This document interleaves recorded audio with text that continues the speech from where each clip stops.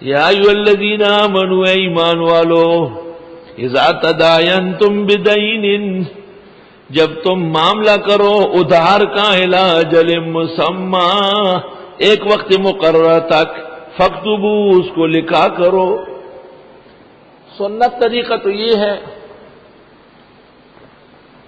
کہ اگر آپ نقد کا بھی معاملہ کرتے ہیں، نقد کا معاملہ وہ بس کناروں نہ ہو ردی کی غور ہو، اگر آپ نقد کا بھی معاملہ کرتے ہیں تو آپ لکھ لیں یہ سامان فلاں تاریخ کو فلاں فلاں کے سامنے فلاں شخص سے، جس کی ولدیت یہ ہے، پتہ یہ ہے، شناختی کارڈ نمبر یہ ہے، اتنے کا خریدا ہے، یہ افراد ہمارے گواہ ہیں، اور یہ سب جانتے ہیں کہ ان کی موجودگی میں مطلوبہ رقم جو اس مال کی بنتی تھی وہ ادا کر دی گئی۔ پرچی بنا لے، ایک آپ رکھے، ایک اس کو دے دیں۔ کل کوئی استحقاق ہو گیا، دعوے دار آیا تو آپ کہیں گے کہ سب کے سامنے سودا ہوا ہے، یہ مستحب ہے۔ لیکن جو معاملہ ادھار کا ہو اس کا لکھ لینا واجب ہے، یہاں اس کی تاکید شدید آئی ہے۔ وَلْيَكْتُبْ بَيْنَكُمْ كَاتِبٌ بِالْعَدْلِ، اور لکھ لے لکھنے والا تمہارے درمیان برابری کے ساتھ، انصاف سے۔ وَلَا يَأْبَ كَاتِبٌ أَن يَكْتُبَ كَمَا عَلَّمَهُ اللَّهُ، اور انکار نہ کرے لکھنے والا لکھنے سے جیسے کہ اللہ نے اس کو سکھایا ہے، فَلْيَكْتُبْ، ضرور لکھے۔ بھئی آپ ایک آدمی کہتا ہے آپ ہمارا معاملہ ہے، آپ آ جائے ذرا لکھیں، میں کیوں لکھوں؟ بھئی قرآن کہتا ہے کہ لکھنے والے کی صلاحیت ہے، آؤ لکھو، دو مسلمانوں کا معاملہ ہے۔ یہ مسئلہ تیسرا ہے کہ لکھنے والے کا کمیشن جائز کاموں کے لیے جائز ہے، لکھنے والے کی اجرت جائز خرید و فروخت میں، وہ سام تو نہیں جو مٹی کھائے گا، منڈی میں لوگوں کے پیسے لکھتا ہے، پرچیاں بناتا ہے، ضرور کوئی نہ کوئی حق لے گا، وہ فقہ میں اس کا ثبوت موجود ہے۔ وَلْيُمْلِلِ الَّذِي عَلَيْهِ الْحَقُّ، اور چاہیے کہ املا کرا دے وہ شخص جس پر حق آتا ہے۔ مملی، مملی املا کرنے والا، مستملی جو املا کروا رہا ہے۔ قدیم زمانے میں ابن شہاب زہری، ابن سبعین اور حاتم اصم، ان کے درسوں میں 70,000، 75,000، 18,000، 1.25 افراد طلباء موجود ہوتے تھے۔ ایسا زمانہ تھا، نصاب یہی تھا، دین کا کوئی اور نصاب ہی نہیں تھا۔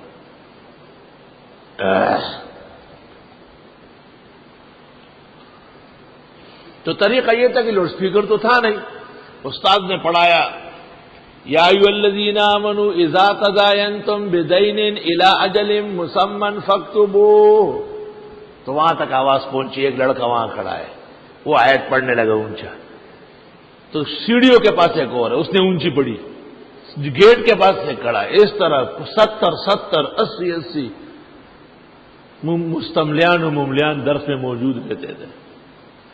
وَلْيَتَّقِ اللَّهَ رَبًّا، اور اللہ سے ڈرے جو اس کا رب ہے، وَلَا يَبْخَسْ مِنْهُ شَيْئًا، کم نہ کرے اس میں کچھ بھی۔ بات سنو، جس نے پیسے ادا کرنے ہیں املا وہ کرا دے، کل وہی نہ کہے کہ مجھے تو پتہ ہی نہیں ہے کیا لکھا ہے آپ نے، بھائی تو لکھوا رہا تھا، مضمون آپ املا کر رہے تھے مجھے۔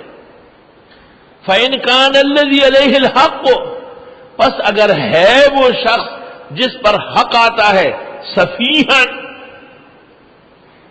نا تجربہ کار، کمکل نا تجربہ کار، او ضعیفن یا ناتوان، بوڑھا ہے بہت، او لا یستطیع ان یمل، یا اس کی طاقت نہیں ہے املا کرنے کی، مضمون نہیں آتا، زبان نہیں جانتا، جملے نہیں بنا سکتا، ہوا وہ فلیملل ولیہ، پس لکھوا دے اس کا اعتماد والا، اس کا ولی اعتماد والا، اس کا رشتہ دار جس پر اس کا اعتماد ہو، کہا آؤ میری طرف سے لکھواؤ، وہ صورتحال سمجھ کے لکھنا شروع کرے، بالعدل، پورے انصاف سے۔ وَاسْتَشْهِدُوا، اور گواہ بناؤ، شہیدین، 2 من رجالکم، تمہارے مردوں میں سے، کم از کم 2 تو ہو۔ فَإِن لَّمْ يَكُونَا رَجُلَيْنِ، پس اگر نہیں ہے 2، فَرَجُلٌ وَامْرَأَتَانِ، پس ایک مرد اور 2 عورتیں۔ ممن ان میں سے ترضونا کہ پسند کرتے ہو من الشہداء گواہوں میں سے. یہ عورتیں کیوں دو ہوئی؟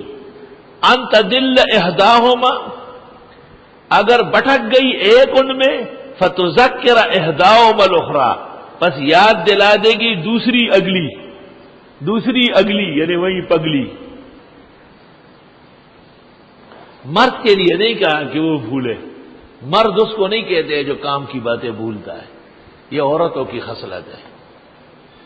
مرد تو مردانگی صرف اس ایک عضو کو نہیں کہتا، وہ تو بلے اور کتے کے ساتھ بھی مردانگی چیزی دیگریس، اس پر پوری سلطنت کر رہا ہے مخلوقات میں وہ، اور وہ ہے عقل، تذکار، محافظہ، صلاحیت علم. آج سمجھ آج کل مشہور ہے کہ مردوں کا حافظہ خراب ہے، عورتوں کا اچھا ہے. ایک اسکول میں چھٹیاں ہو رہی تھی گرمی کی 3 مہینے، تو ماسٹر صاحب کہہ رہے تھے دیکھو بھائی بات سنو، گھر جا کے اپنی امی کو بتانا 2 مہینے اور 18 دن کی چھٹیاں ہیں، امی کو بتاؤ.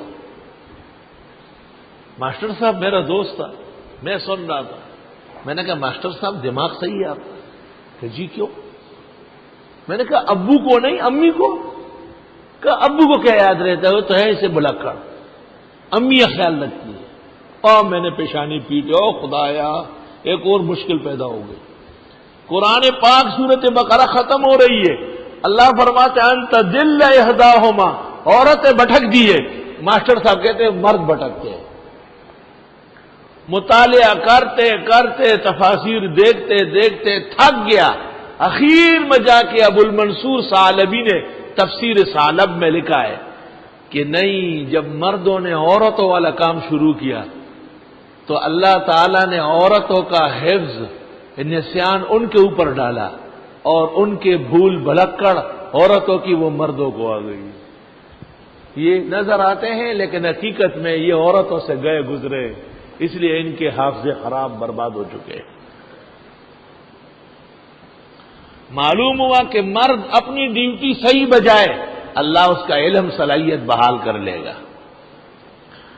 وَلَا يَأْبَ الشُّهَدَاءُ اور انکار نہ کرے گواہ لوگ، اذا ما دعوا جب ان کو پکارا جائے کہ بھئی آئیے نہ، ضرورت ہے کہ میرا کیا کام ہے، میں کیوں عدالتوں میں جاؤں. وَلَا تَسْأَمُوا سستی نہ کرنا، ان تکتبوا کہ تم نہ لکھو، صغیراً چھوٹا معاملہ، او کبیراً یا بڑا معاملہ، الی اجلہ جب ایک وقت تک کے لیے ہے. جب ادھار کا معاملہ ہے، معاملہ چھوٹا ہے یا بڑا ہے، لکھو ضرور، سستی مت کرو. ذالکم اقسط عند اللہ، یہ انصاف کی بات ہے خدا کے ہاں. واقوم للشہادہ بالکل صحیح رہے گی گواہی. وادنا اور بالکل نزدیک ہے، اللہ ترتابو کہ شک نہیں کرو گے. لکھوانے والا جس کے خلاف لکھا گیا دونوں کو پتا ہے تحریر موجود ہے، گواہ موجود ہے. الا ان تکون تجارتا حاضرتا مگر یہ کہ ہو تجارت نقد، تدیرونہا جس کو تم پلٹتے ہو، بینکم آپس میں نقد کا معاملہ، فلیس علیکم جناح اللہ تکتبوها پھر نہیں ہے وبال تم پر کہ نہ لکھو. لیکن واشہدوا پھر بھی گواہ ہونا چاہیے، اذا تبایعتم جب بھی خرید و فروخت کرو.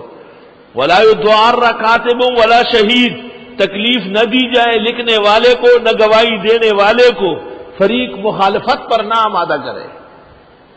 وَإِن تَفْعَلُوا اور اگر تم نے لکھنا چھوڑا یا گواہ اور کاتب کو تکلیف دی، فَإِنَّهُ فُسُوقٌ بِكُمْ یہ بدترین گناہ ہوگا تمہارا.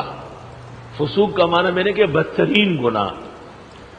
وَاتَّقُوا اللَّهَ اللہ سے ڈرو، وَيُعَلِّمُكُمُ اللَّهُ وہ سکھاتے ہیں تم کو مسائل آداب. واللہ بکل شیء علیم اللہ ہر چیز جاننے والے. وَإِن كُنتُمْ عَلَىٰ سَفَرٍ اور اگر ہو تم سفر پر، وہاں پر معاملہ پیش آیا خریدنے کا بیچنے کا. وَلَمْ تَجِدُوا كَاتِبًا اور نہ پایا تم نے لکھنے والا، معاملے کو صحیح طرح لکھنے والا موجود نہیں. فرحان مقبوضا، پر گروی رکھوا لو، ریحان گروی اور مقبوضہ رکھوا لو۔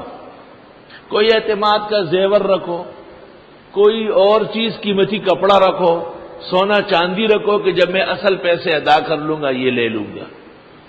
فَإِنْ أَمِنَ بَعْضُكُمْ بَعْضًا، پس اگر اعتماد کیا بعض نے بعض پر، فَلْيُؤَدِّ الَّذِي اؤْتُمِنَ، پس چاہیے کہ ادا کر لے وہ جس پر اعتماد کیا گیا امانتہ، اس کی امانت، وَلْيَتَّقِ اللَّهَ رَبَّهُ، اور وہ ڈرے اللہ سے جو اس کا رب ہے، وَلَا تَكْتُمُوا الشَّهَادَةَ، گواہی مت چھپاؤ، وَمَن يَكْتُمْهَا، جو گواہی چھپائے، فَإِنَّهُ عَاصِمٌ قَلْبُهُ، پس بے شک گناہگار ہوگا اس کا دل۔